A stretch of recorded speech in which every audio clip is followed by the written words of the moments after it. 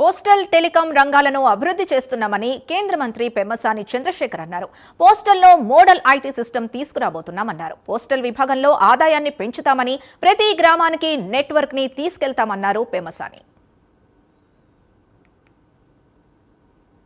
జరుగుతున్నటువంటి postal department కానీ telecom డిపార్ట్మెంట్లో కానీ అభివృద్ధిని చెప్పడానికి ఏమేం చేశామనేది ఇందులో రెండుగా తీసుకుంటే, పోస్టల్ డిపార్ట్మెంట్ తీసుకుంటే మొట్టమొదటిసారిగా పోస్టల్ డిపార్ట్మెంట్లో ఖర్చులు ఎక్కువ ఉన్నాయి, ఆదాయం తక్కువ ఉంది, అకౌంటబిలిటీ తక్కువ ఉంది అక్కడక్కడ.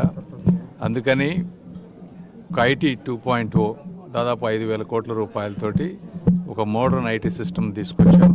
దీంట్లో అందరూ ఎక్కడెక్కడ ఏం పని చేస్తున్నారు, ఎలా పని చేస్తున్నారు, ఎంత పని చేస్తున్నారు అనేది ఒక క్లారిటీ వచ్చింది, విజిబిలిటీ వచ్చింది. దీంతో అకౌంటబిలిటీ పెరగబోతూ ఉంది. అదేవిధంగా డిజిపిన్ అనేది ప్రతి ఒక్కరికి స్టాండర్డైజ్డ్ అడ్రస్, ఇంటర్నేషనల్గా ఎలా ఉంటుందో ఆ విధంగా స్టాండర్డైజ్డ్ అడ్రస్ అనేది ఒకటి తీసుకొచ్చాం.